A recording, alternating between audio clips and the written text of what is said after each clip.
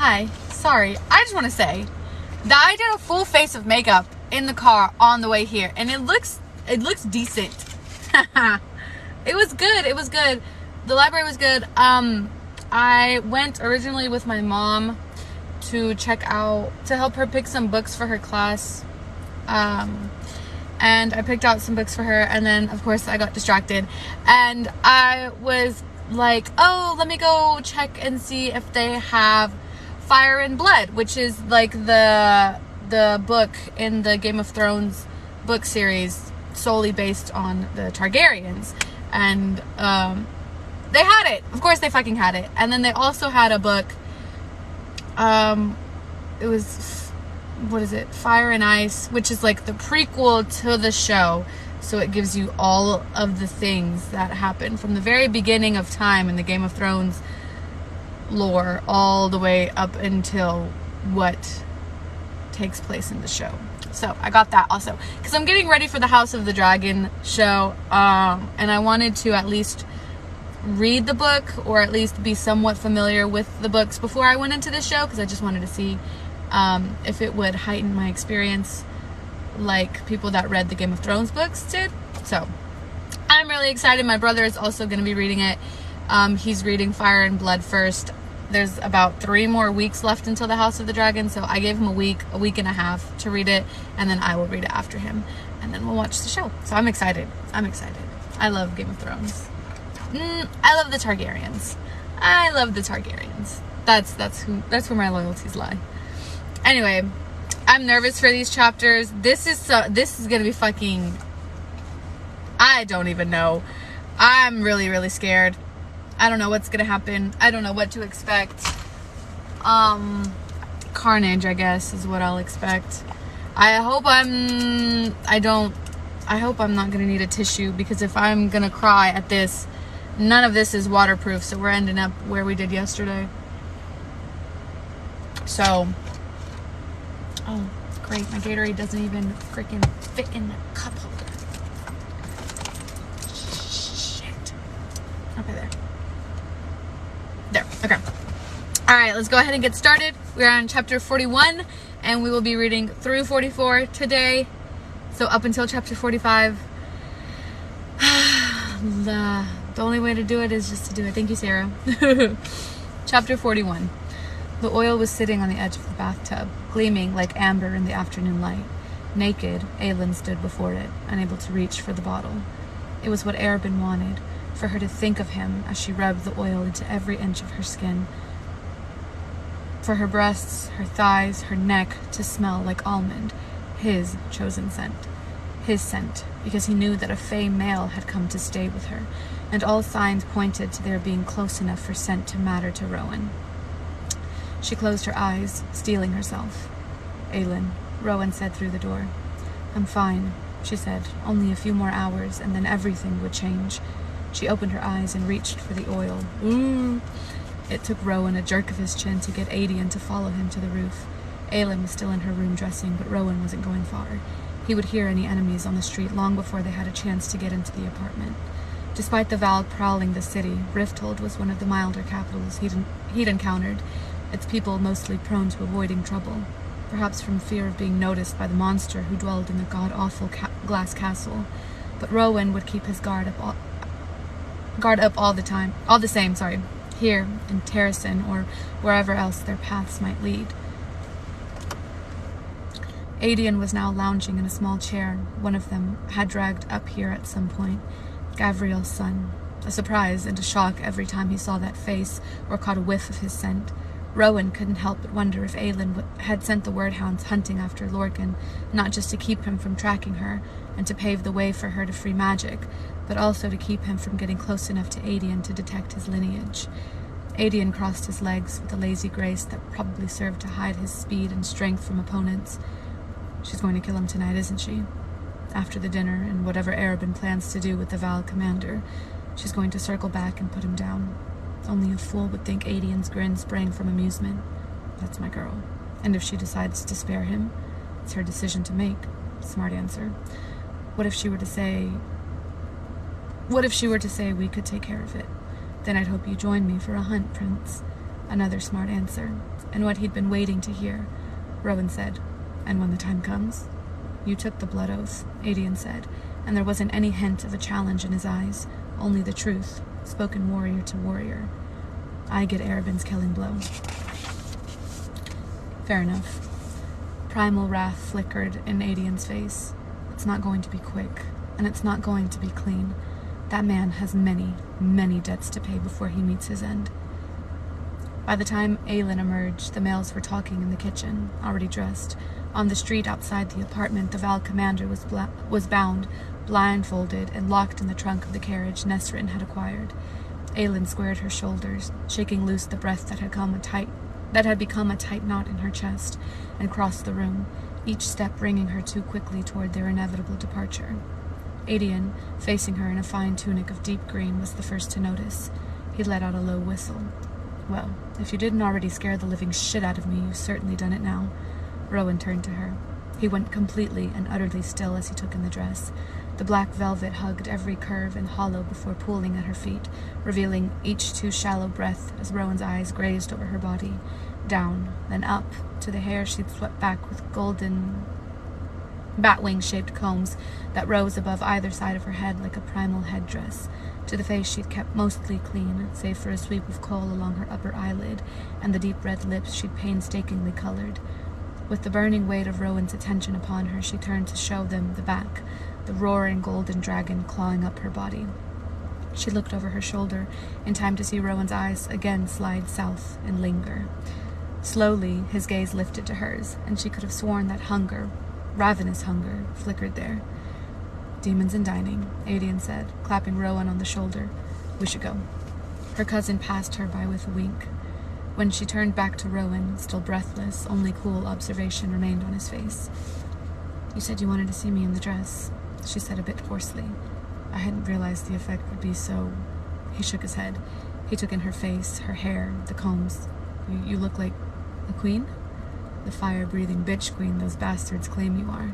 She chuckled, waving a hand toward him, the form-fitting black jacket that showed off those powerful shoulders, the silver accents that matched his hair, the beauty and elegance of the clothes that made an enthralling contrast with the tattoo down the side of his face and neck. You don't look too bad yourself, Prince. An understatement. She couldn't stop staring. That's how he looked. Apparently, he said, walking toward her and offering an arm, we both clean up well. She gave him a sly grin as she took his elbow, the scent of almonds wrapping around her again. Don't forget your cloak. You'd feel rather guilty when all those poor mortal women combust at the sight of you. I'd say likewise, but I think you'd enjoy seeing men bursting into flames as you strutted by. She winked at him, and his chuckle echoed through her bones and blood. Damn. Damn. Oh my god. Well, the only way to do it is to do it. I'm so scared. I'm so scared. Chapter 42. The front gates of the Assassin's Keep were open. The gravel drive and manicured lawn lit with shimmering glass lamps. The pale stone estate itself was bright, beautiful, and inviting. Aelin had told them what to expect on the carriage ride over, but even as they came to a stop at the foot of the steps, she looked at the two males crammed in with her and said, Be on your guard, and keep your fat mouths shut, especially with the Val commander.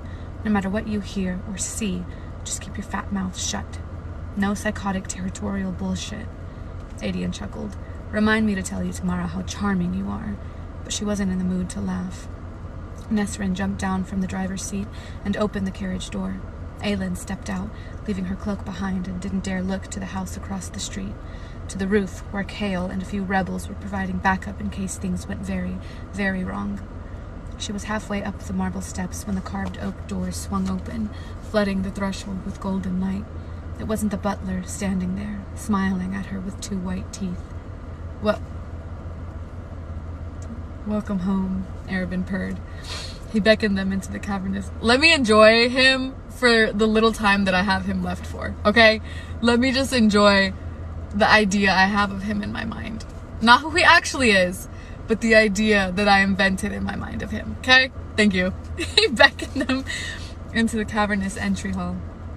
And welcome to your friends. Adian and Nesrin moved around the carriage to the trunk in the back. Her cousin's nondescript sword was drawn as they opened the compartment and yanked out the chained, hooded figure. Your favor, Aelin said as they hauled him to his feet. The Val commander thrashed and stumbled in their grip as they led him toward the house, the hood over his head swaying this way and that. A low, vicious hissing noise crept out from under the coarse-knit fibers.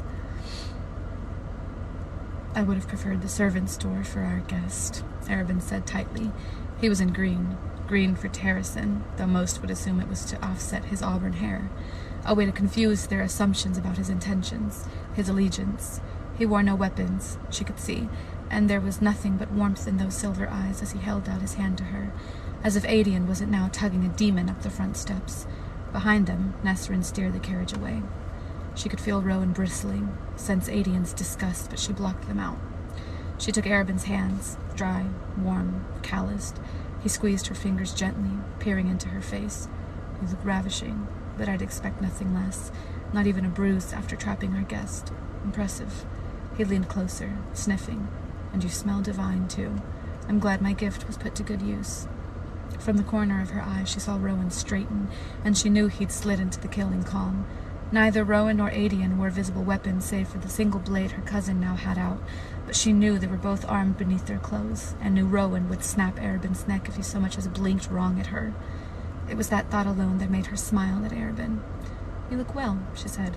I suppose you already know my companions. He faced Adian, who was busy digging his sword into the commander's side as a gentle reminder to keep moving. I haven't had the pleasure of meeting your cousin. She knew Arabin took in every detail as Adian came closer, pushing his charge before him, trying to find any weaknesses. Anything to use to his advantage. Adian just continued into the house, the Val commander stumbling across the threshold. You've recovered well, General, Arabin said. Or should I call you Your Highness, in honor of your Ash River lineage, whichever you prefer, of course. She knew then that Arabin had no plans to let the demon and Stevan leave this house alive. Adian gave Arabin a lazy grin over his shoulder.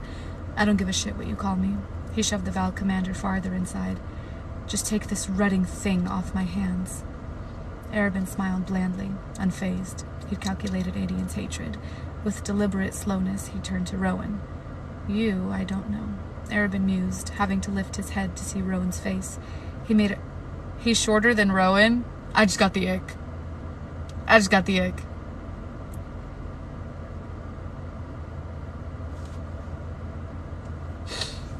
He made a show of looking Rowan over. It's been an age since I saw one of the Fae. I don't remember them being quite so large. Rowan moved deeper into the entry hall, every step laced with power and death, coming to a stop at her side. You can call me Rowan. That's all you need to know. He cocked his head to the side, a predator assessing prey. Thank you for the oil, he added. My skin was a little dry. Arabin blinked, as much surprise as he'd show. You told me think about it, well, I did.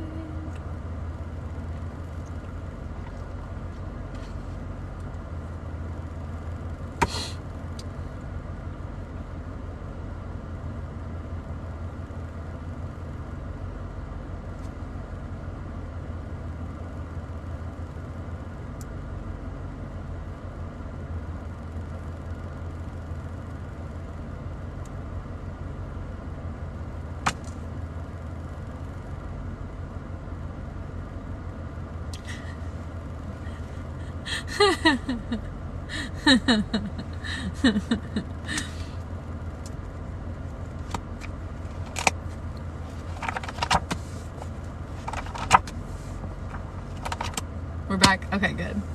It's a good thing I didn't read more than that. But I guess I can read that line again. Yeah. He cocked his head to the side, a predator assessing his prey. "Thank you for the oil," he added. "My skin was a little dry." Arabin blinked, as much surprise as he'd show.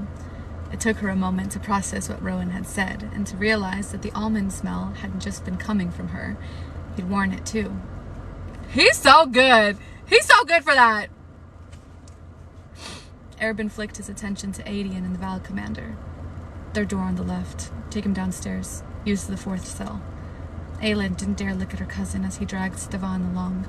There was no sign of the other assassins, not even a servant.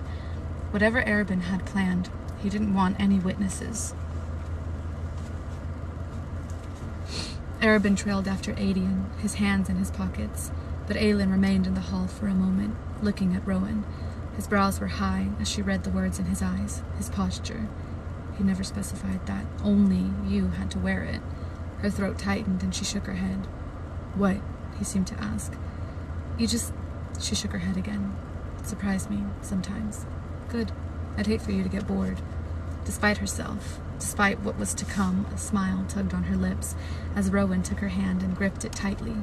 When she turned to head into the dungeons, her smile faded as she found Arabin watching.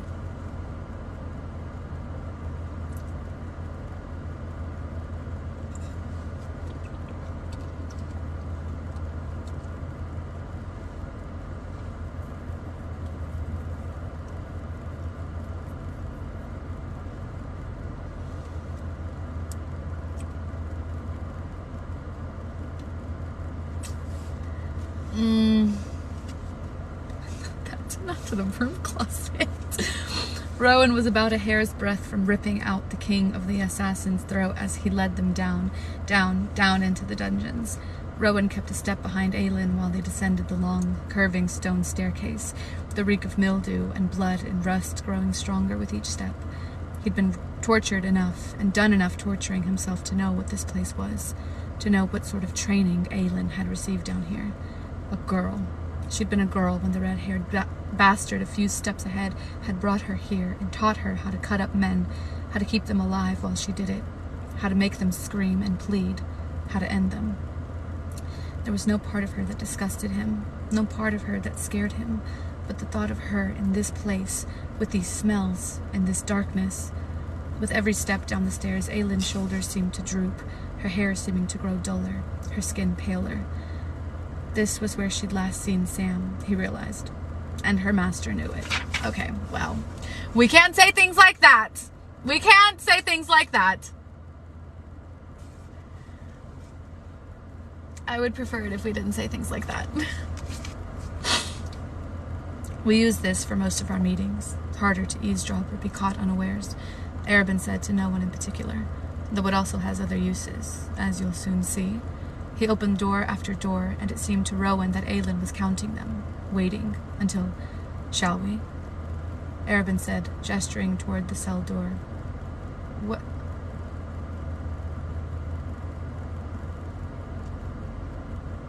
Is he taking her to...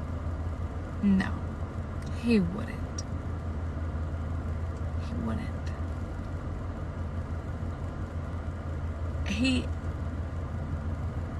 I swear on my life, not on my life, maybe on my life.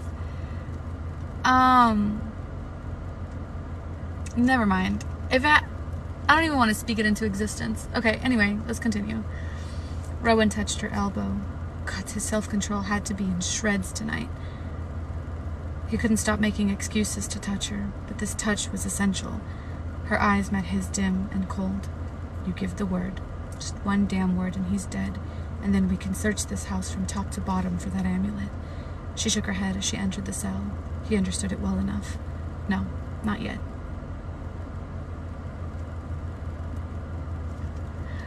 Okay, he's not taking her to the cell that Aelin saw Sam's body in, is he?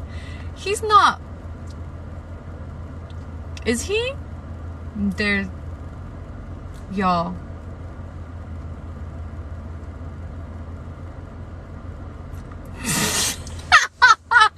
No, but I'm delusional. She'd almost balked on the stairs to the dungeons, and it was only the thought of the amulet, only the warmth of the Fey warrior at her back that made her put one foot in front of the other and descend into the dark stone interior. She would never forget. Oh my god. Oh my god. I cannot believe this. Are you shitting my dick? Are you shitting my dick? And now I'm gonna cry. And it's all Arabin's fault. All of this is Arabin's fault. I didn't bring my plushie. I literally was going to, and then I thought, no, Arabin's dying today. I'm gonna be happy. I put too much faith into this book, and I put too much faith into this bitch. Oh, God. Okay.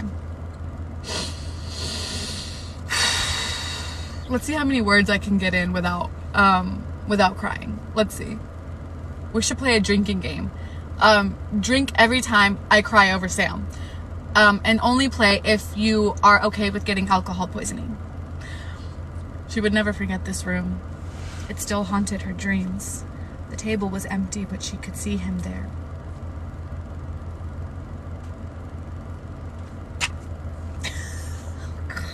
God. Broken and almost unrecognizable. The scent of Gloriella clinging to his body.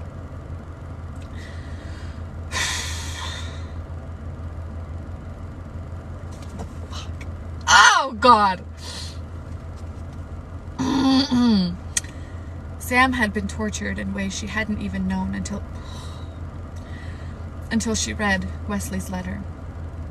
The worst of it had been requested by Arabin. Requested as punishment for Sam's loving her. Punishment for tampering with Arabin's belongings. Okay.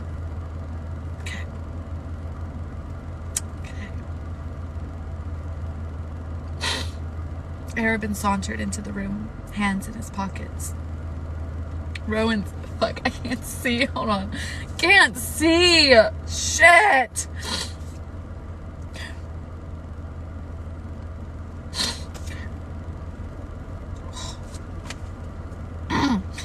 Arabin sauntered into the room, hands in his pockets. Rowan's sharp sniff told her enough about what this place smelled like. Such a dark, cold room where they'd put Sam's body. Such a dark, cold room where she'd vomited and then lain beside him.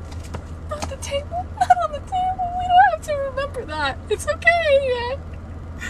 It's okay if we don't. Who are we fucking recapping this for? I know what happened.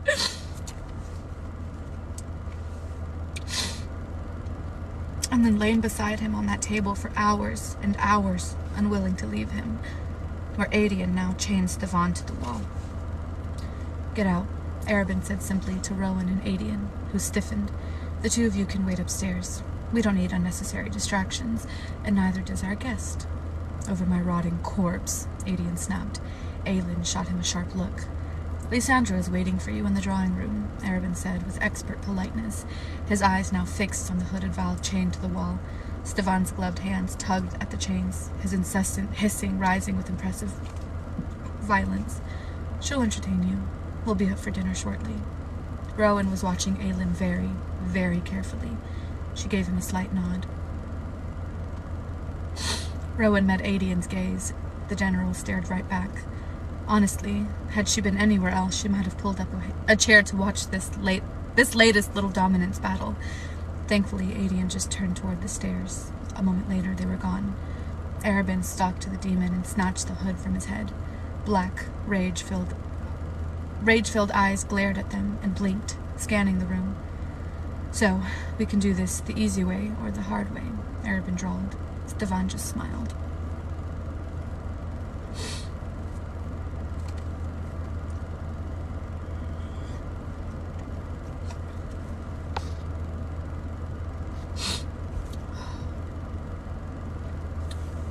Aelin listened to Arobin interrogate the demon, demanding to know what it was, where it had come from, what the king wanted.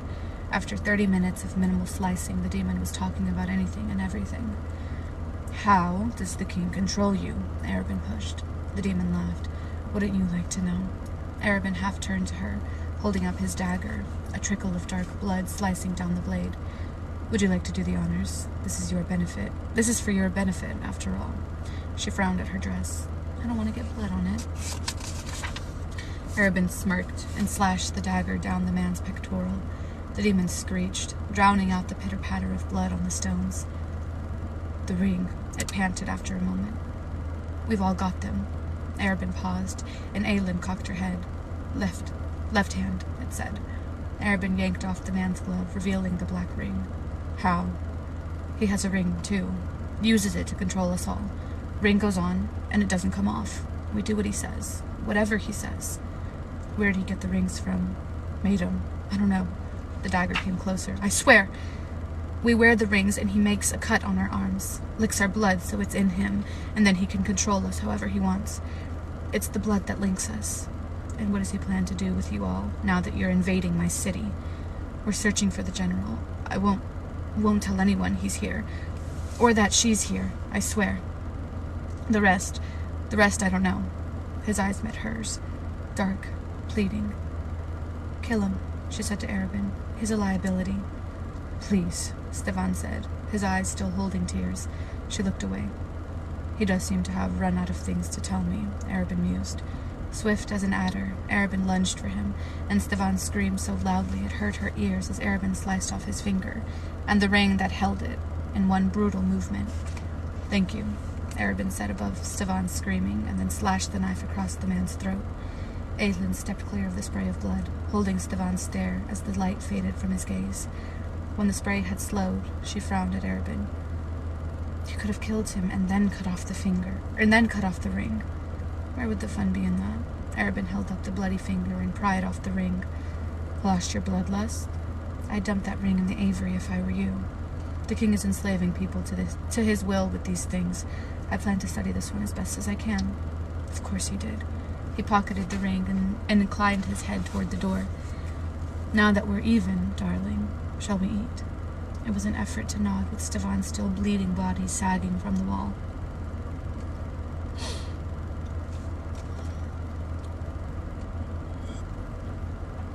Aelin was seated to Arobin's right, as she'd always been. She'd expected Lysandra to be across from her, but instead the courtesan was beside her, no doubt meant to reduce her options to two, deal with her longtime rival, or talk to Arobin, or something like that. She'd bid hello to Lysandra, who'd been keeping Adian and Rowan company in the drawing room, keenly aware of Arobin on her heels as she shook Lysandra's hand, steadily passing over the note she'd kept hitting in her dress all night. The note was gone by the time Aelin leaned in to kiss the courtesan's cheek, the peck of someone not entirely thrilled to be doing so. Arobin had seated Rowan to his left, with Adian beside the warrior. They're all on one side of the fucking table? They're literally in a line. Oh, so that she can't look at them. She separated her from her group, so they're all... Okay. Gotcha. The two members of her court were separated by the table to keep them from reaching her, and to leave her unprotected from Arobin. Neither had asked what happened in the dungeon. "I have to say," Arobin mused, as their first course, tomato and basil soup, courtesy of vegetables grown in the hothouse in the back, was cleared away by silent servants who had been summoned now that Stevan had been dealt with. Aelin recognized some, though they didn't look at her. They had never looked at her, even when she was living here. She knew they wouldn't dare whisper a word about who dined at this table tonight, not with Arobin as their master. "You're a rather quiet group, or has my protégé scared you into silence?" Adian, who had watched every bite she took of that soup, lifted an eyebrow. "You want us to make small talk after you just interrogated and butchered a demon?" Arobin waved a hand. "I'd like to hear more about all of you." "Careful," she said too quietly to Arobin. The king of the assassins straightened the silverware flanking his plate. "Shouldn't I be concerned about who my protégé is living with?" "You weren't concerned about who I was living with when you had me shipped off to Enderveer." A slow blink. "Is that what you think I did?" Lysandra stiffened beside her. Arabin noted the movement as he noted every movement and said, Lysandra can tell you the truth. I fought tooth and nail to free you from that prison. I lost half my men to the effort, all of them tortured and killed by the king. I'm surprised your friend the captain didn't tell you. Such a pity he's on a rooftop watching tonight. And with that, I'm out. And on that note, I'm out. I don't know why they thought that they could sneak that past him. The embarrassment that I feel for them is enough to make me never pick up this book again. Why would they do that? Unless it was part of the plan. If it was part of the plan,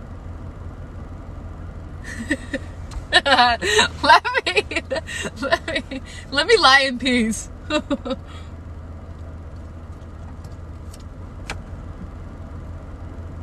That's so embarrassing. That's humiliating.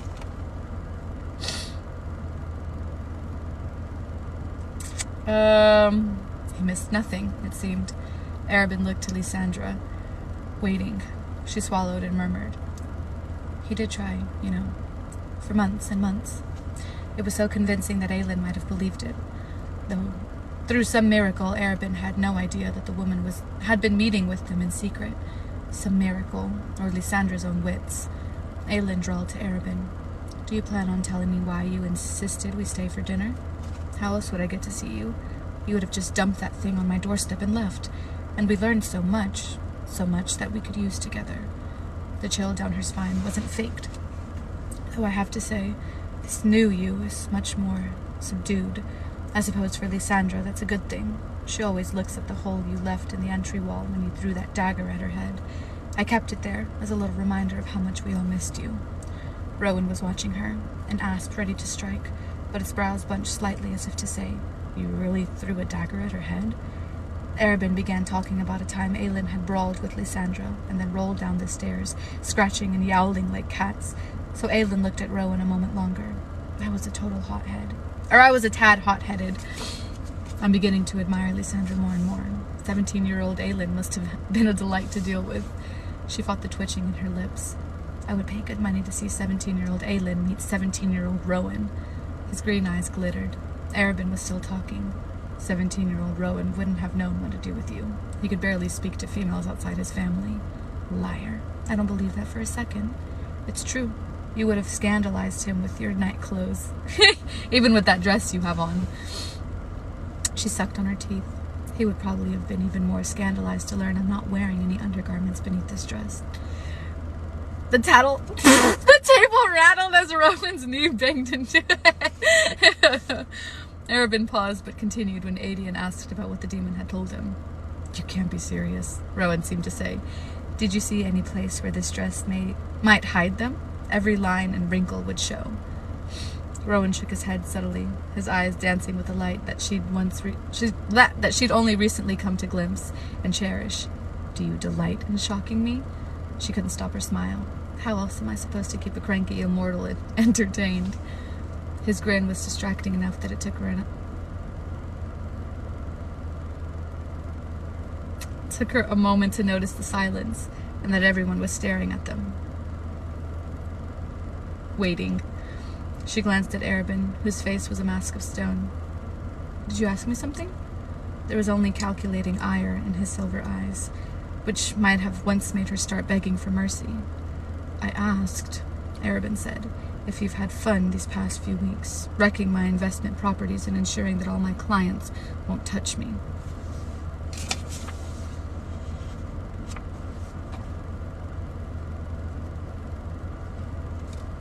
Well,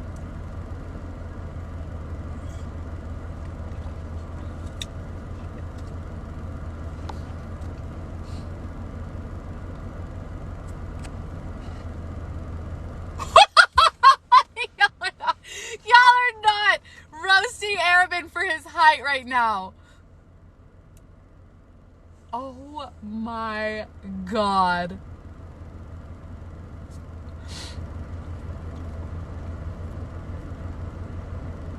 A booster?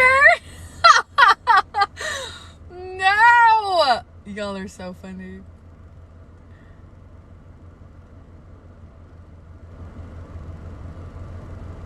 Oh my god.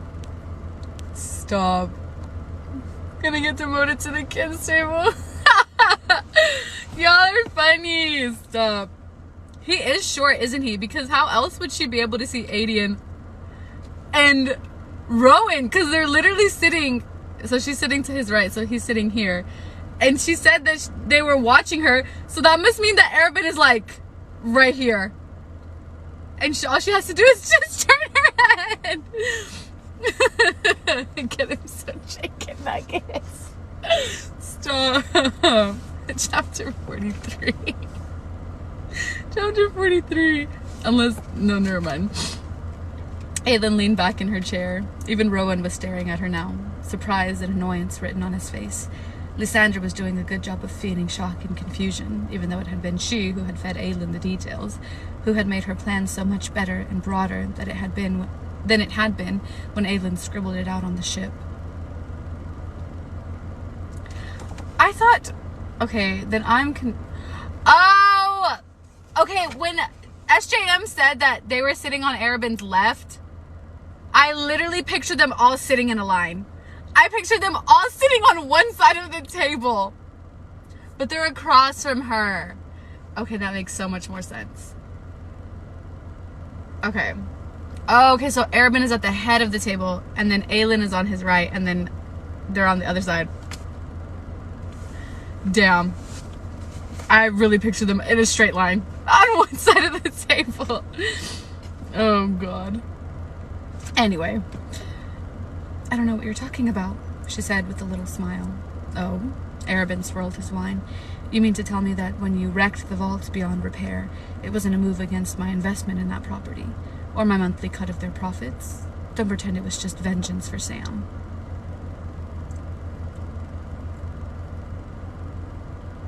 The king's men showed up. I had no choice but to fight for my life. After she'd led them directly from the docks to the pleasure hall, of course. And I suppose it was an accident that the lockbox was hacked open so its contents could be snatched up by the crowd. It had worked so spectacularly that she was surprised Arabin had lasted this long without going for her throat.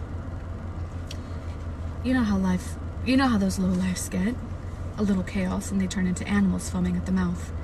Lysandra cringed, a stellar performance of a woman witnessing betrayal.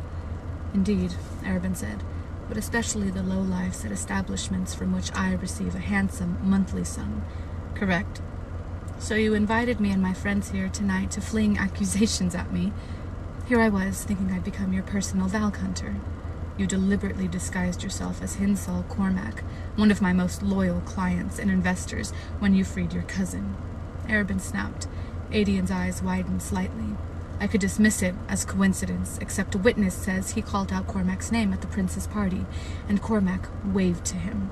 The witness told the king that too, that he saw Cormac heading toward Adian right before the explosions happened.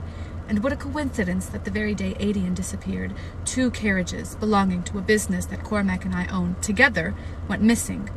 Carriages Cormac then told all my clients and partners that I used to get Adian to safety when I freed the general that day by impersonating him. Because I, apparently, have become a goddamn rebel sympathizer, strutting about town at all hours of the day.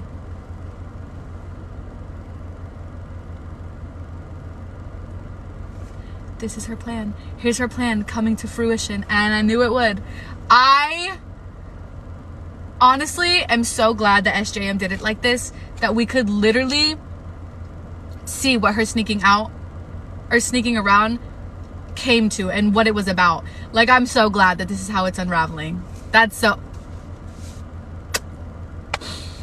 She dared to look at Rowan, whose face remained carefully blank, but saw the words there anyway. You wicked, clever fox. And here you were, thinking the red hair was just for vanity. I shall never doubt again. So if she is short enough or tall enough to be mistaken for Arabin, Arabin's like 5'6", 5'5".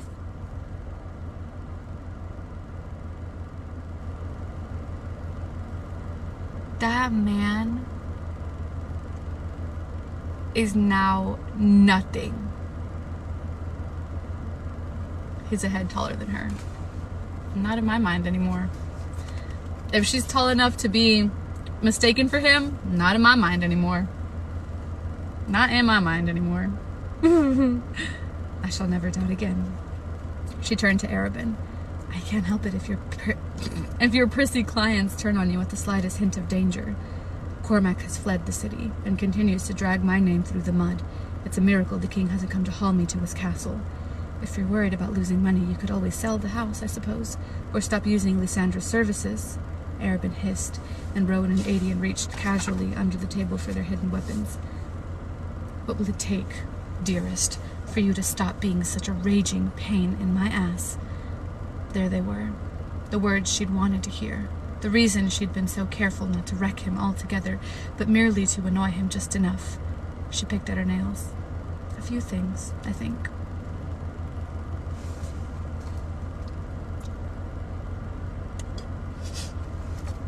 It almost made me spit out my drink.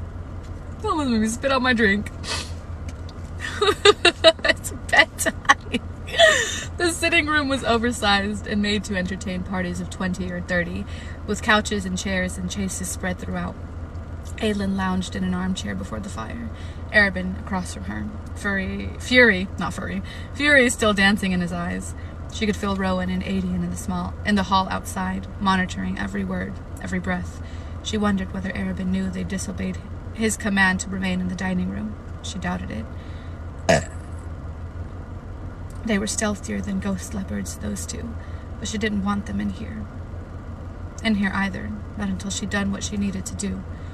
She crossed one leg over the other, revealing the simple black velvet shoes she wore and her bare legs.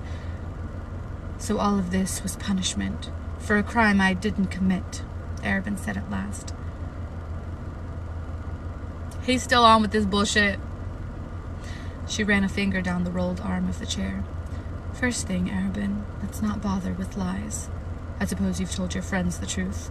My court knows everything there is to know about me, and they know everything you've done too. Casting yourself as the victim, are you? You're forgetting that it didn't take much encouragement to put those knives in your hands. I am what I am, but it doesn't erase the fact that you knew very well who I was when you found me. You took my family necklace off me and told me that anyone who came looking for me would wind up killed by my enemies. She didn't dare let her breathing hitch, didn't let him consider the words too much as she plowed ahead. You wanted to shape me into your own weapon. Why? Why not? I was young and angry, and my kingdom had just been conquered by that bastard king. I believed I could give you the tools you needed to survive, to someday defeat him. That is why you've come back, isn't it? I'm surprised you and the captain haven't killed him yet. Isn't that what he wants? Why he tried to work with me? Or are you claiming that kill for yourself? You honestly expect me to believe that your end goal was to have me avenge my family and reclaim my throne? Who would you have become without me? Some pampered, quaking princess. Your beloved cousin would have locked you up in a tower and thrown away the key. I gave you your freedom. I gave you the ability to bring down men like Adian Ash River with a few blows, and all I get for it is contempt. She clenched her fingers, feeling the weight of the pebbles she'd carried that morning to Sam's grave. So what else do you have in... Sorry, my voice is shaking because I'm about to start crying. Hold on. So what else do you have in store for me, almighty queen? Shall I save you the trouble and tell you how else you might continue to be a thorn in my side? You know the debt isn't anywhere near paid. Debt? For what? For trying to free you from Endivere? And when that didn't work, I did the best I could. I bribed those guards and officials with money from my own coffers so that they wouldn't hurt you beyond repair. All the while, I tried to find ways to get you out for a year straight.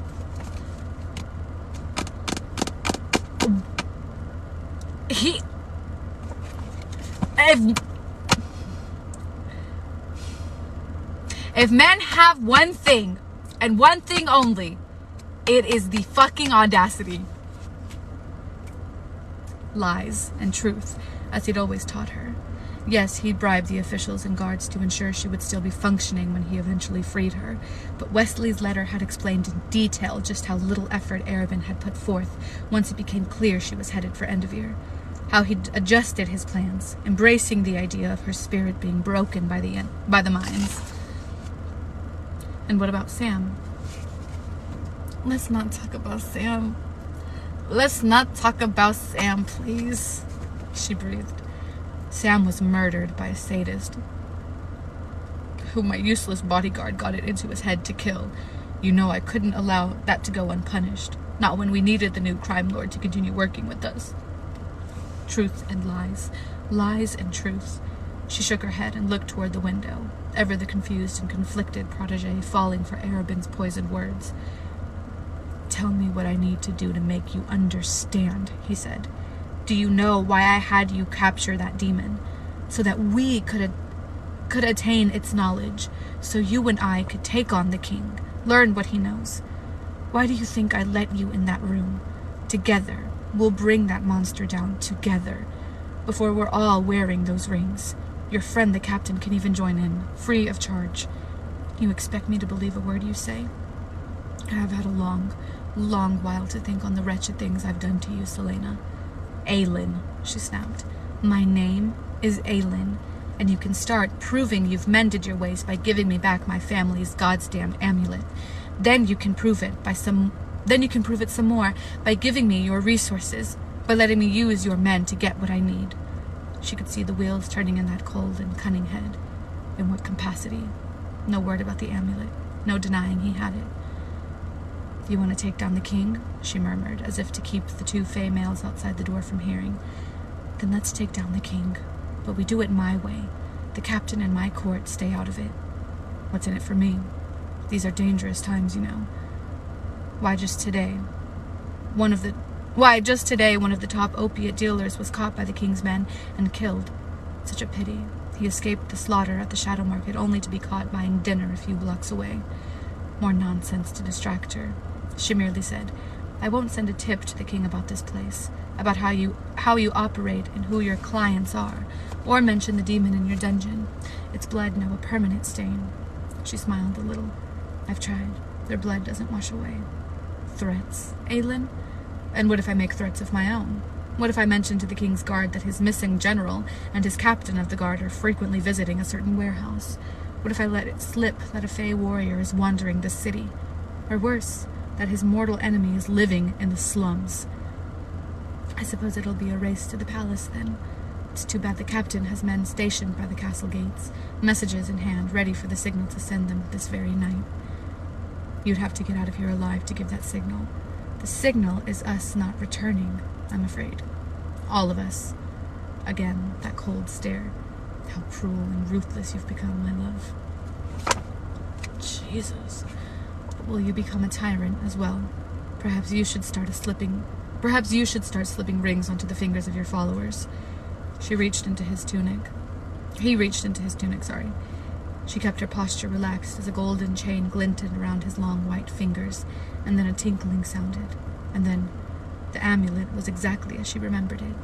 It had been with a child's hands that she'd last held it, and with a child's eyes that she'd last seen the cerulean blue in front of the ivory stag, and a golden star between its antlers.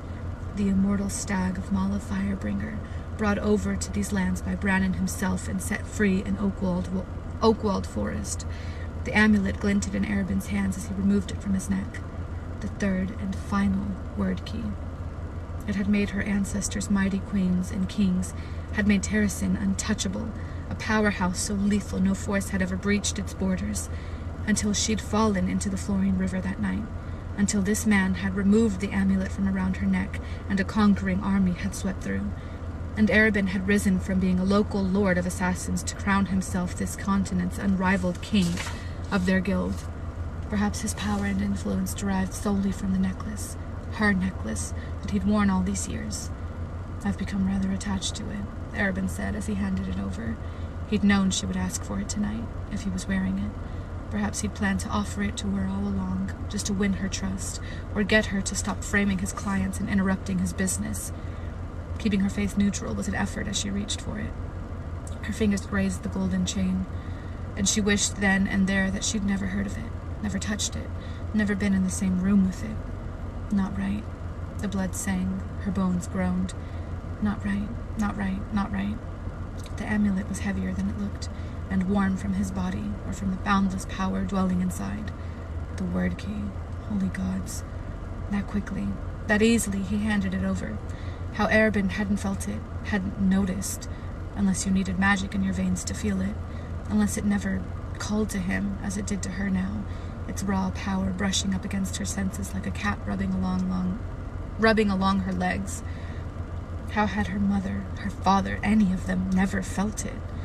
She almost walked out right then and there, but she slid the amulet of Ornth around her neck, its weight becoming heavier still, a force pressing down on her bones, spreading through her blood like ink and water. Not right. Tomorrow morning, she said coldly, you and I are going to talk again. Bring your best men, or whoever is licking your boots these days, and then we're going to plan. She rose from the chair, her knees wobbling. Any other requests, Your Majesty? You think I don't realize you have the upper hand? She willed calm to her veins, her heart. You've agreed to help me far too easily, but I like this game. Let's keep playing it. His answering smile was serpentine. Each step toward the door was an effort of will as she forced herself not to think about the thing thudding between her breasts. If you betray us tonight, Arabin, she added, pausing for the door, I'll make what was done to Sam seem like a mercy compared to what I do to you. Learned some new tricks these past few years, have you? She smirked, taking in the details of how he looked at this exact moment. The sheen of his red hair, his broad shoulders and narrow waist, the scars on his hands, and those silver eyes, so bright with challenge and triumph. They'd probably haunt her dreams until the day she died. One more thing, Arabin said. It was an effort to lift a brow as he came close enough to kiss her, embrace her. But he just took her hand in his thumb caressing her palm. I'm going to enjoy having you back, he purred. Then, faster than she could react,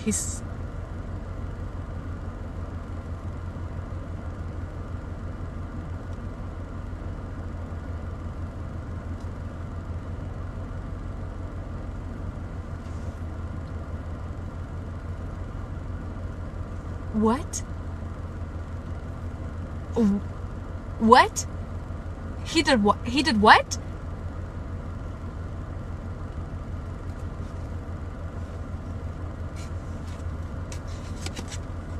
Y'all, what?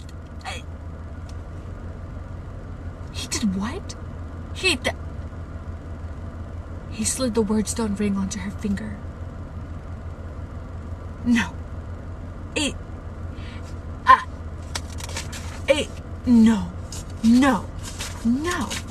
No. Okay.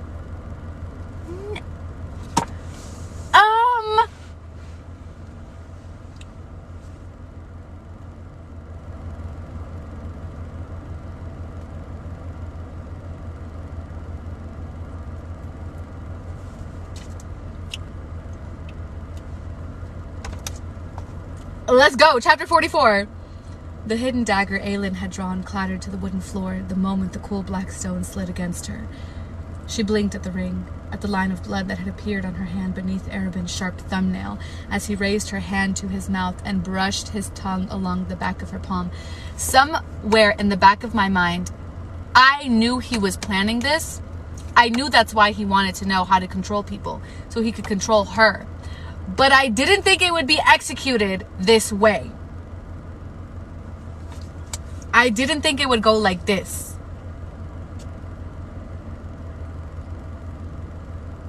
Her blood was on his lips as he straightened. Such a silence in her head. Even now, her face stopped working. Her heart stopped working. Blink, he ordered. She did. Smile. She did. Tell me why you came back. To kill the king. To kill the prince. Arabin leaned in close, his nose grazing her neck. Tell me that you love me. I love you. My name. Say my name when you tell me that you love me.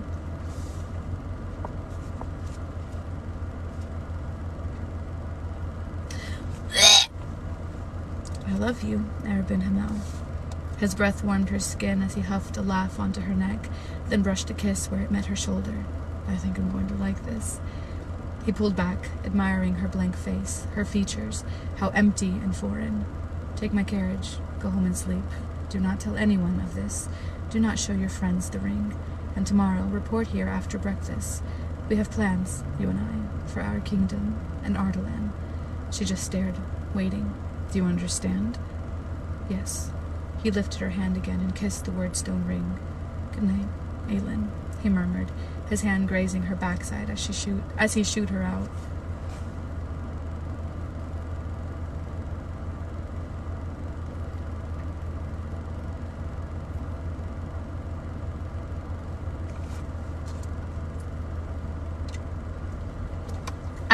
I'ma need something stronger than this. Y'all, never mind. Rowan was trembling with restrained rage as they took Arobyn's carriage home, none of them speaking. He'd heard every word uttered inside that room. So had Adian. Oh, good. I didn't think they were going to be too dumb not to notice. And I did remember that they were outside, but I didn't know if they were aware what was going on. But they did. Okay. So had Adian. He'd seen the final touch Arobyn had made. The proprietary gesture of a man that convinced that he had a new, very shiny toy to play with. But Rowan didn't dare grab for Aelin's hand to see the ring. She didn't move. She didn't speak. She just sat there and stared at the wall of the carriage. A perfect, broken, obedient doll. I love you, Arobyn Hamel. Every minute was an agony, but there were too many eyes on them. Too many. Even as they finally reached the warehouse and climbed out, they waited until Arobyn's carriage had driven off before Rowan and Adian flanked the queen as she slipped inside the warehouse and up the stairs. The curtains were already shut inside the house, a few candles left burning. The flames caught on the golden dragon embroidered on the back of the remarkable gown. And Rowan didn't dare breathe as she just stood in the center of the room, a slave awaiting orders. Aelin, Adian said, his voice hoarse. Aelin lifted her hands in front of her and turned. She pulled off the ring. So that was what he wanted. I honestly expected something grander. Damn. She knew too. She knew too. That's my bitch. I love her so much. Aelin slapped the ring down on the small table behind the couch. Rowan frowned at it. He didn't check Stevan's other hand. No, she said, trying to clear the horror of betrayal from her mind, trying to ignore the thing hanging from her neck, the abyss of power that beckoned. Adian snapped. One of you needs to explain. Now. Her cousin's face was drained of color, her eyes so wide that the whites shone all around them as she glanced from the ring to Aelin and back again. She'd held it together during the carriage ride, maintaining the mask of the puppet Arobyn believed she'd become. She crossed the room, keeping her arms at her sides to avoid chucking the word key against the wall. I'm sorry, she said. You couldn't know. I could have already known. You really think I can't keep my mouth shut? Rowan didn't even know until last night, she snapped. Deep in that abyss, thunder rumbled. Oh gods. Is that supposed to make me feel better? Rowan crossed his arms. It is, considering the fight we had about it.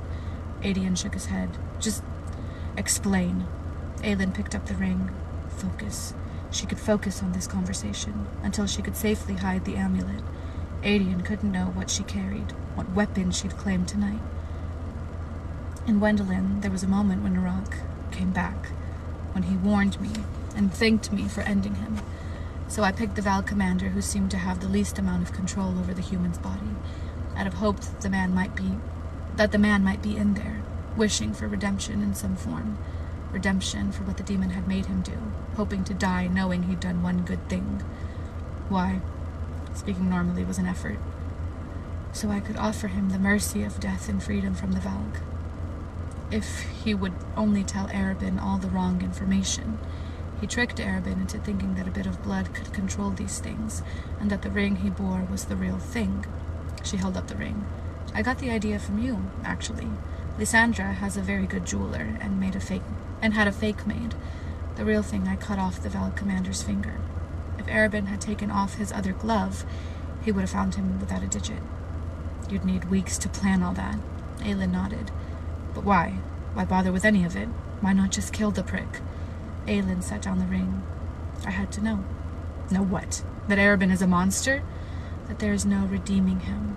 I knew, but it was his final test, to show his hand. Adian hissed. He would have made you into his own personal figurehead. I know what he touched and what he wanted to do. She could still feel that touch on her. It was nothing compared to that hideous weight pressing against her chest. She rubbed her thumb across the scabbed over slice on her hand. So now we know. Some small, pathetic part of her wished she didn't. It must be so hard for her to accept this. I feel so bad for her. Ugh. He really is just rotten to the core, isn't he? Me and Aylin have that I can fix him energy. But she knows where to draw the line. Still, in their finery, Aylin and Rowan stared at the amulet lying on the low table before the darkened fireplace in her bedroom. She'd taken it off the moment she entered the room, Adian having gone to the roof to take watch and slumped onto the couch facing the table. Rowan took a seat beside her a heartbeat later. For a minute, they said nothing. The amulet gleamed in the light of the 2 candles Rowan had lit. I was going to ask you to make sure it wasn't a fake, that Erbin had switched it somehow, Rowan said at last, his eyes fixed on the word key. But I can feel it. A glimmer of whatever is inside that thing. She braced her forearms on her knees, the black velvet of her dress softly caressing. In the past, people might have assumed that feeling came from the magic of whoever was wearing it, she said. With my mother, with Brannon, it would never have been noticed. And your father and uncle, they had little to no magic, you said. The ivory stag seemed to stare at her, the immortal star between its horns flickering like molten gold. But they had presence. A better place to hide this thing than around the neck of a swaggering royal. Rowan tensed as she reached for the amulet and flipped it over as quickly as she could. The metal was worn, its surface unmarred despite the millennia that had passed since its forging. There, exactly as she remembered, were carved 3 word marks. Any idea what those mean? Rowan said, shifting close enough that his thigh grazed hers. He moved away an inch, though it did nothing to stop her from feeling the heat of him. I've never seen that one, Rowan said, pointing to the first one. I've seen that one. It burned on your brow that day. Brannon's mark, she breathed. The mark of the bastard-born, the nameless. No one in Terrason ever looked into these symbols? If they did, it was never revealed, or they wrote it in their personal accounts, which were stored in the library of Orinth. She chewed on the inside of her lip. It was one of the first places the King of Ardalan sacked. Maybe the librarians smuggled out the ruler's accounts first. Maybe they got lucky. Her heart sank a bit. Maybe. We won't know until we return to Terrason. She tapped her foot on the carpet. I need to hide this. There was a loose floorboard in her closet under which she stashed money, weapons, and jewelry. It would be good enough for now, and Adian wouldn't question it, since she couldn't risk wearing the damn thing in public anyway, even under her clothes, not until she was back in Terrason. She stared down at the amulet. So do it, he said. I don't want to touch it. If it was that easy to trigger, your ancestors would have figured out what it was. You pick it up, she said, frowning. He just gave her a look. She bent down, willing her mind blank, while she lifted the amulet off the table. Rowan stiffened, as if bracing himself despite his reassurance. The key was a millstone in her hand, but that initial sense of wrongness, of an abyss of power, it was quiet, slumbering. She made quick work of pulling back the rug in her closet and yanking loose the floorboard. She felt Rowan come up behind her, peering over her shoulder where she knelt and into the small compartment. She had picked up the amulet to drop it into the little space when a thread tugged inside her. No, not a thread, but a wind, as if some force barreled from Rowan into her, as if their bond were a living thing, and she could feel what it was to be him. She dropped the amulet into the compartment. It thudded only once, a dead weight. What? Rowan asked. She twisted to peer up at him.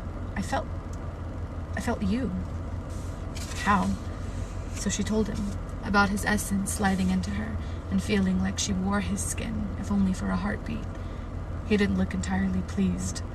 That sort of ability could be a helpful tool for later. She scowled, typical warrior brute thinking. He shrugged. Gods, how did he handle it? The weight of his power.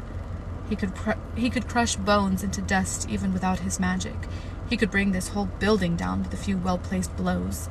She'd known. Of course she'd known. But to feel it, the most powerful, purebred Fey male in existence. To any ordinary man, he was as alien as the Valg. But I think you're right. It can't just blindly act on my will, she said, at last, or else my ancestors would have razed Orinth to the ground any time they were royally pissed off. I think these things might be neutral by nature. It's the bearer who guides how they are used. In the hands of someone pure of heart, it would only be beneficial. That was how Terrasen thrived. Rowan snorted as she replaced the wooden plank, tamping it down with the heel of her hand. Trust me, your ancestors weren't utterly holy. He offered her a hand up, and she tried not to stare at it as she gripped it, hard, calloused, unbreakable, near impossible to kill. But there was a gentleness to his grip, a care reserved only for those he cherished and protected. I don't think any of them were assassins, she said as he dropped her hand. The keys can corrupt an already black heart, or amplify a pure one. But I've never heard anything about hearts that were somewhere in between. The fact that you worry says enough about your intentions. She stepped all around the area to ensure that no creaking floorboards gave away the hiding place. Thunder rumbled above the city. I'm going to pretend that's not an omen, she muttered. Good luck with that. He nudged her with an elbow as they re-entered the bedroom. We'll keep an eye on things, and if you appear to be heading toward dark boredom, I promise to bring you back to the light. Funny, the little clock on her nightstand chimed. The thunder boomed again through Rifthold. A swift, moving storm. Good. Maybe it would clear her head, too. She went to the box Lysandra had brought her and pulled out the other item. Lysandra's jeweler, Rowan said, is a very talented person. Aelin held up a replica of the amulet.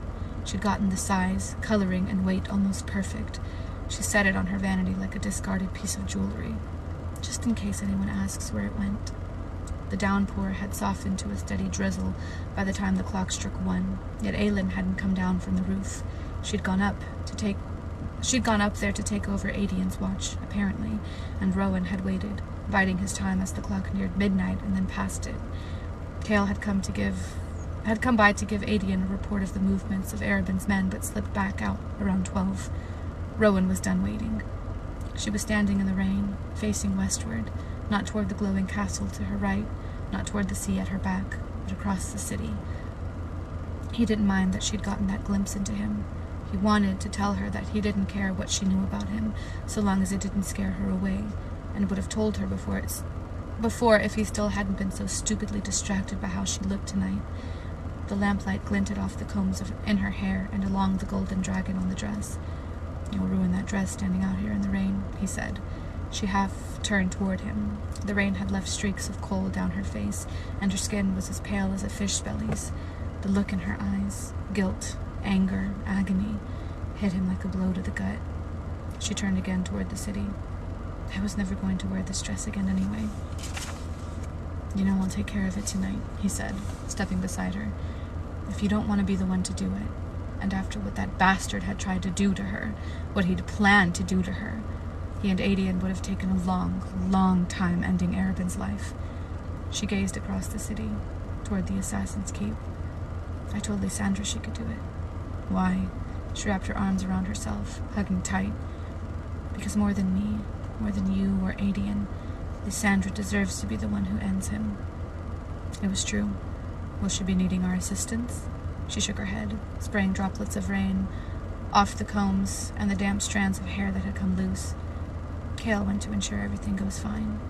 Rowan allowed himself a moment to look at her, at the relaxed shoulders and uplifted chin, the grip she had on her elbows, the curve of her nose against the street light, the thin line of her mouth. It feels wrong, she said, to still wish that there had been some other way. She took an uneven breath, the air clouding in front of her. He was a bad man, she whispered. He was going to enslave me to his will, use me to take over Terrasen, maybe make himself king, maybe sire might... She shuddered so violently that light shimmered off the gold in her dress. But I also owe him my life. All this time I thought it would be a relief, a joy to end him, but all I feel is hollow and tired. She was like ice when he slid an arm around her, folding her into his side. Just this once, he would let himself hold her. If he'd been asked to put down Maeve, and one of his cadre had done it instead, If Lorcan had done it, he would have felt the same. She twisted slightly to peer up at him, and though she tried to hide it, he could see the fear in her gaze and the guilt. I need you to hunt down Lorcan tomorrow. See if he's accomplished the little task I gave him. If he'd killed the word hounds, or been killed by them, so she could at last free magic. God, Lorcan was his enemy now. He shut out the thought. And if it's necessary to eliminate him, he watched her throat bob as she swallowed. It's your call then, Rowan. Do as you see fit. He wished she'd told him one way or another, but giving him the choice, respecting their history enough to allow him to make that decision. Thank you. She rested her head against his chest, the tips of the bat-wing combs digging into him enough that he eased them one at a time from her hair. The gold was slick and cold in his hands, and as he admired the craftsmanship, she murmured, I want you to sell those, and burn this dress. As you wish, he said, pocketing the combs. Such a pity, though. Your enemies would have fallen to their knees if they ever saw you in it. He'd almost fallen to his knees when he'd first seen her earlier tonight. She huffed a laugh that might have been a sob and wrapped her arms around her waist as if trying to steal his warmth. His waist. Her sodden hair tumbled down, the scent of her, jasmine and lemon, verbena and crackling embers, rising above the smell of almonds to caress his nose, his senses. Rowan stood with his queen in the rain, breathing in her scent, and let her steal his warmth for as long as she needed.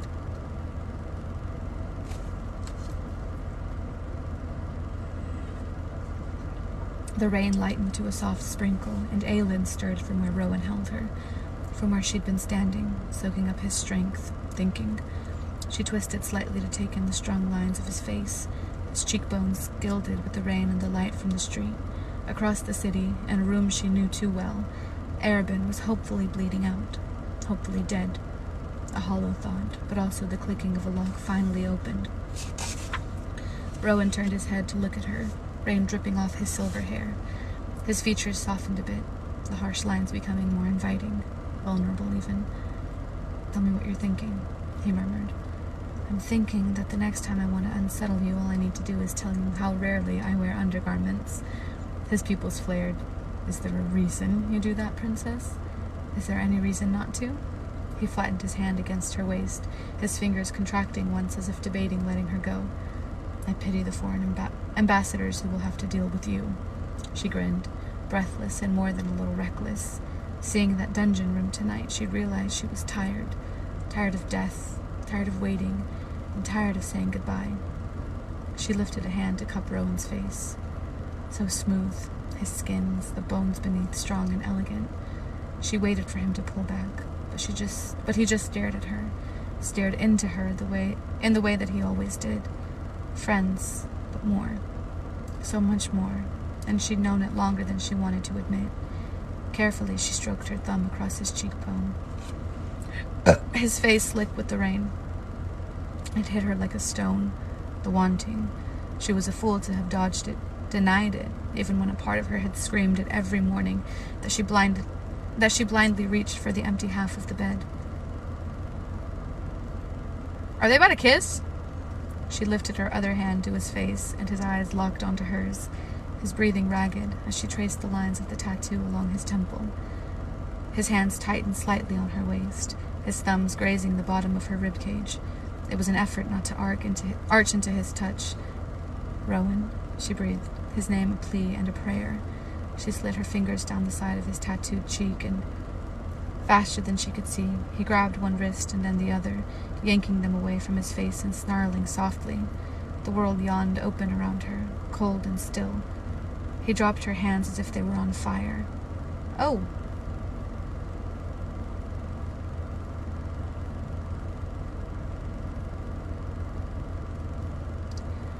Stepping away, those green eyes flat and dull in a way she hadn't seen for some time now. Her throat closed up even before he said, "Don't do that. Don't touch me like that." There was a roaring in her ears, a burning in her face, and she swallowed hard. I'm sorry. Oh, gods. He was over 300 years old, immortal, and she... I didn't mean that. She backed away a step, toward the door on the other side of the roof. I'm sorry, she repeated. It was nothing. Good, he said, going for the roof door himself. Fine. Rowan didn't say anything else as he stalked downstairs. Alone, she scrubbed at her wet face, at the oily smear of cosmetics. Don't touch me like that. A clear line in the sand. A line because he was 300 years old and immortal, and had lost his flawless mate, and she was young and inexperienced, and his Karanam and queen, and he wanted nothing more than that. If she hadn't been so foolish, so stupidly unaware, maybe she would have realized that, understood that though she'd seen his eyes shine with hunger for her, it didn't mean he wanted to act on it. It didn't mean he might not hate himself for it. Oh, gods, what had she done?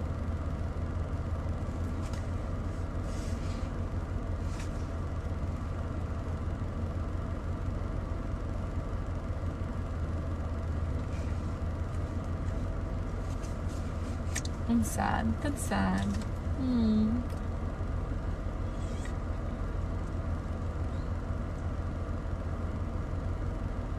I'm not mad at him. I understand why he did it.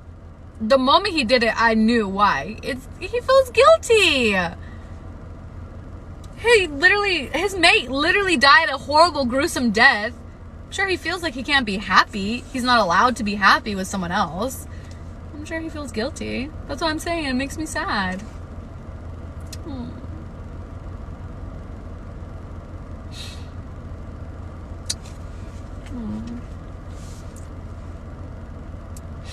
The rain sliding down the windows cast slithering shadows on the wooden floor, on the painted walls of Arabin's bedroom.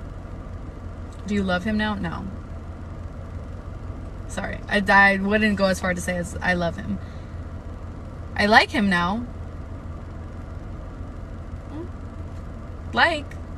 Yeah. Lysandra had been watching it for some time now. Oh shit. Oh, we're going down. Oh, it's going down. It's going down. It's going down. Okay. No, I like him now.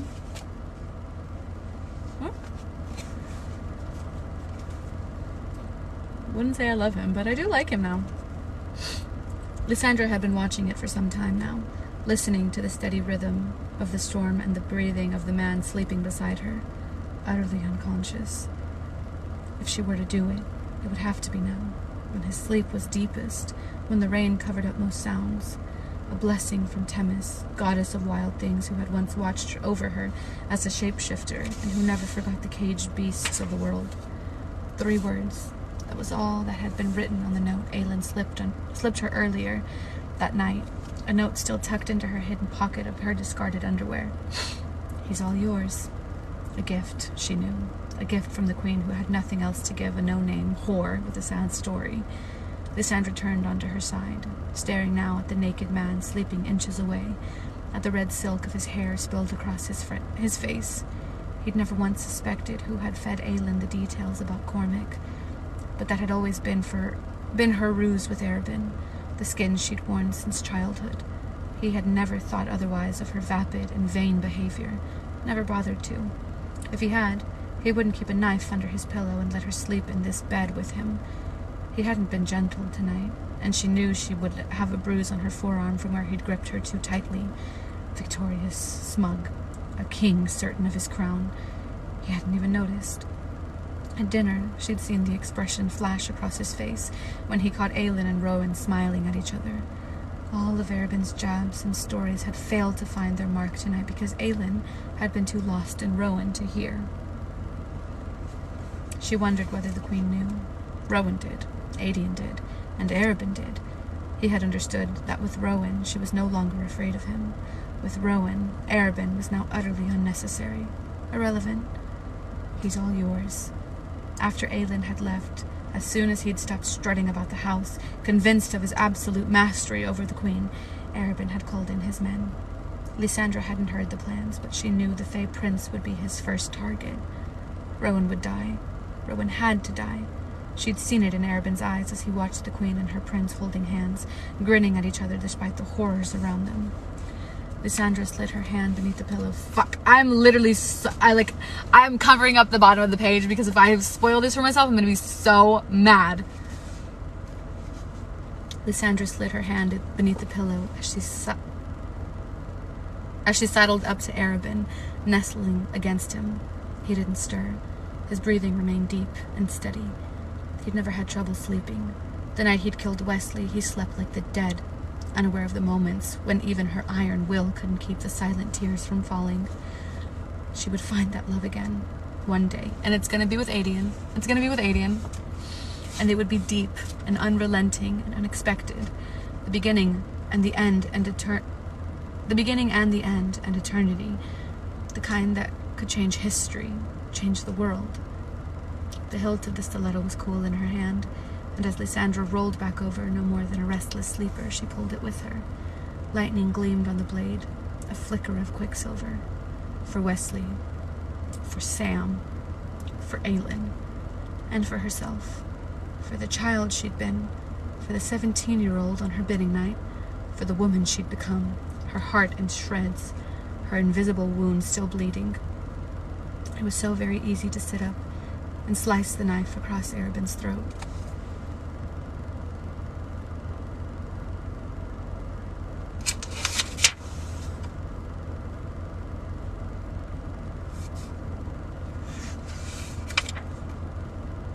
I'm sorry, but that wasn't enough. It wasn't enough. It wasn't enough. Yeah. It wasn't enough. I needed more. I'm satisfied that he died, but it wasn't enough. I needed the moment of realization when he realized he lost. When he realized that Aylin had tricked him. I needed that moment. I needed it. You know what I wanted? What I really, really, really wanted? I wanted a Lord Baelish moment. When he realized that all his lies and all his plans to pit these two women against each other did not work. And that they instead teamed up together to kill him. I needed that.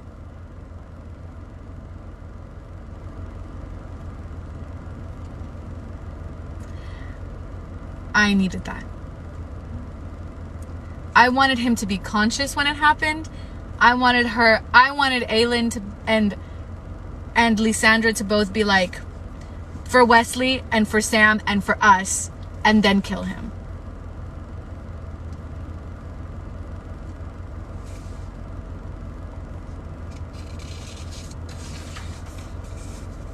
The scene. Do y'all want me to read chapter 45? Chapter 45 is literally one page. I know! I needed the betrayal. There's something coming. Nope. Oh, that was so...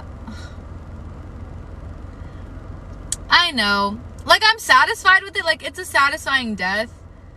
But, like, at the same time, I wanted the theatrics behind it. It got the job done, so...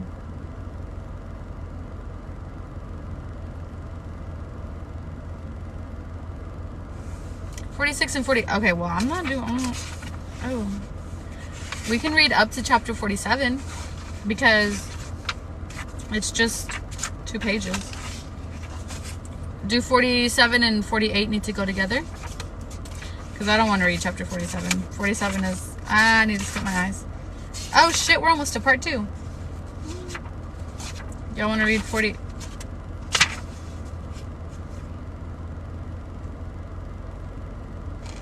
Sarah, is that okay? 45 and 46? And then we read...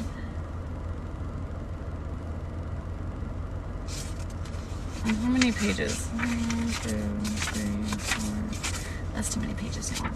I would only do 45 and 46 if we were to keep going. Just trying to squint so I don't spoil anything for myself. And then we can read like 47. Okay. Sarah's gonna check, y'all. Oh my God. what it is about this seat, but my back always hurts when I'm done doing these lives.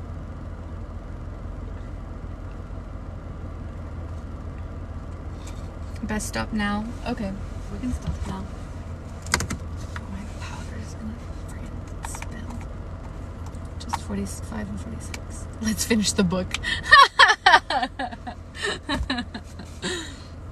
You're carrying the weight of SJM. Oh, it's a heavy burden. Damn.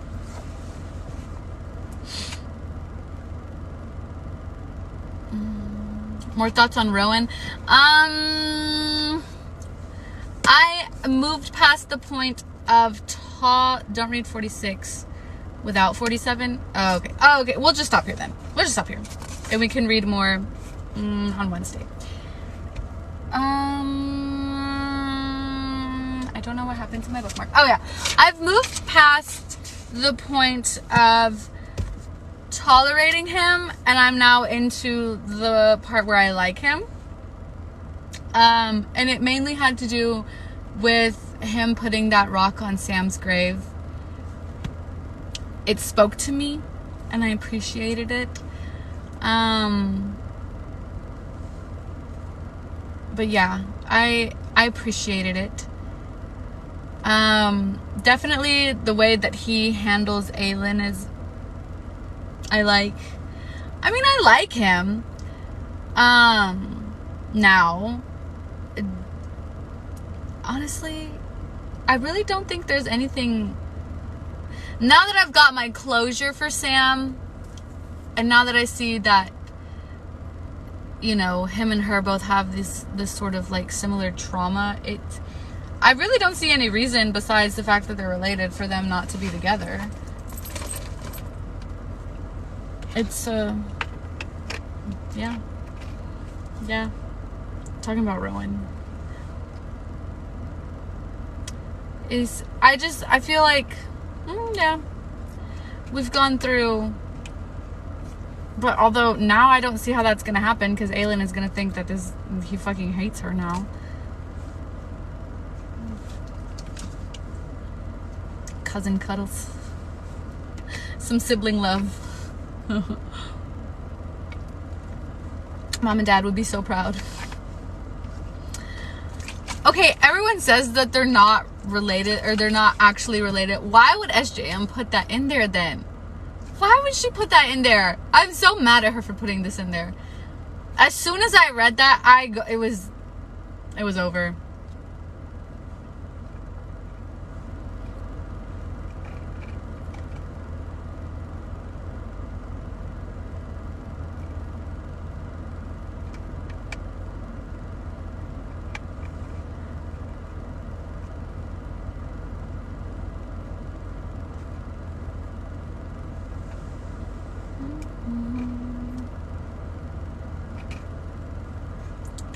Think of 300 years ago, you had a common ancestor with someone. Oh. That is not how she worded it. She worded it like they were first cousins.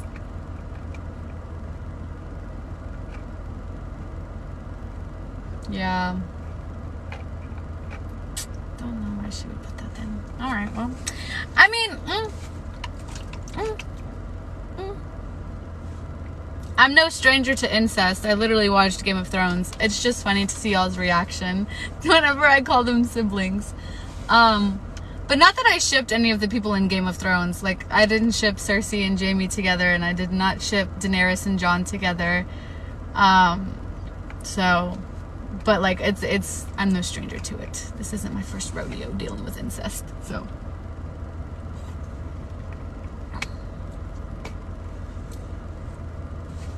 Mad.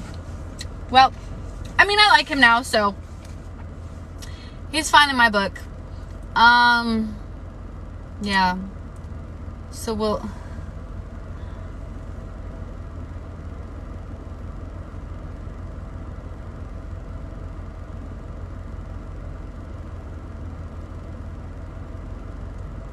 Progress. We're making progress, yeah. But yeah,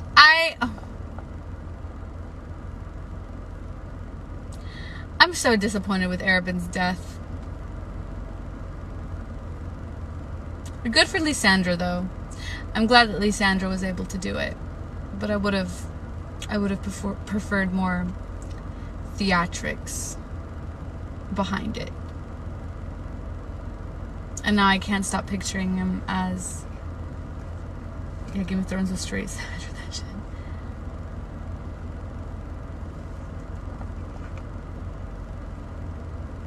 Exactly. Okay, yes, there's more coming, but, like, he's not alive to see that shit. It would have been better if she had destroyed his entire life and then told him about it while he was still living and breathing, and then killed him. They just killed him. Just like that. Yeah, that's what I'm saying. Like, it was good for Lysandra. She finally got, you know, to what she deserved and, like, her little closure for Wesley and Sam. So that was good, but I wanted more. Yes, like a Rosalie Cullen moment. I had it pictured so perfectly in my mind that they were, like, I don't know, that they were going to knock him out, or that they were going to take him out with Gloriella and then tie him up and tell him everything. Like, you thought you did this, I know you did this. You said you did this, I know you did this. You wanted us to be enemies? Bitch, psych, we're lovers now. We're literally not lovers, but, like, in my own fantasy they are, but whatever. And we teamed up, and now we're here to kill you. We destroyed your entire business. All your credibility is gone. Like, it's over. And then Arabin would have been like, fuck, I lost. And then he would have started begging for his life. He would have been like, please, Aelin, I loved you since the moment I got you, since the moment I picked you up out of that river, even though you were a child. I've raised you. I gave you everything. Please don't kill me. Like, I wanted the whole shebang. The whole shebang. I wanted him to be crying. I wanted him to be begging. And then I wanted them to say some cool fucking line, like, I don't even know. Some cool line that he had once said to them, and then now they're throwing it back in his face. And then slit his throat. I didn't even want him to be tortured. It wouldn't even have been that bad if he wasn't tortured. But just for him to be conscious while he knew that he was betrayed and he lost. That's what I wanted.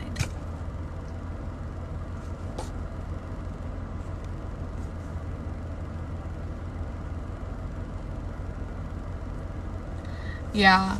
Yeah, I know that the bitch is gonna take down everything that he ever was. Like, she's gonna completely wipe him off of the map and destroy all of his credibility and all of that, but he's not alive, so he's not alive to see it. His entire reputation go to shit. I at least want them to put in a chapter where he's gurgling on the ground, clutching at his throat, and Lysandra talks to him. Can I at least get that? Because they didn't say that they were never gonna, like, the way the chapter ended, it can still pick up in a later chapter of, like, Arabin dying, and Lysandra says something cool to him. We can at least pick up with that. Ugh, but it was just so anticlimactic and, like, not what I expected for this bitch of a man.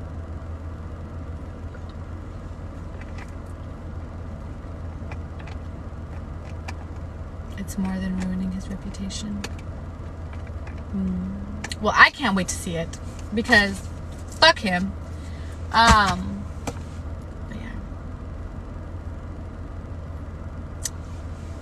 But does Arabin get everything he deserved? That's what I want. I want the revenge, the vengeance. I want his debts to be paid in full. In full. In full. That's what I want. Anyway, live, not tomorrow, not Tuesday, live on Wednesday. I will see y'all on, the problem is he can only die once. I know. Okay, Batman. That's what I wanted him to go full Batman on him. Just ruthless. Unforgiving. Yeah, I know. I know. She's got more in her mind than just revenge. I know. But my mind is only on revenge. That is why me and Aylin are two different people. Her mind is on the bigger picture. Mine is on the, you need to get your just rewards. Yeah. It was fun today. He's rolling in his 5-foot grave. Burrito size grave. They got him one of the children's coffins. Oh, little Chipotle baby. It only needs to be a 2-foot grave. Jesus. And we got something else out of this. We got the Arabin or short jokes. Anyway, with his single baby curl, I can't. Boss baby. Anyway, I will see y'all on Wednesday. I love y'all. Thank you for coming. And y'all go dance around a fire or something because Arabin finally died. Woo! Anyway, bye. See y'all on Wednesday.